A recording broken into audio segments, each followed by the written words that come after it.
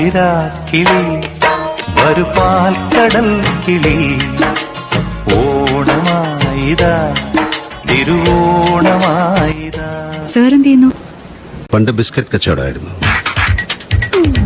ഇപ്പോ contract construct പണിയും ചിലപ്പോ പൊളിക്കും.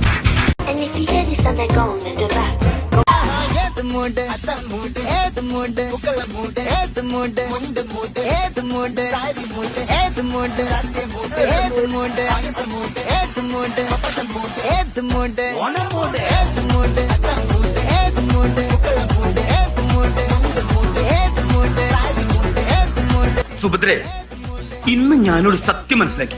എന്ത്? ജീവിതത്തിൽ ഒരിക്കലും മട്ടക്കാത്തൊരു പരിപാടി ഉണ്ട്. എന്ത് പരിപാടി? ഈ പരിപാടി ഊണൊഴിക്കല്.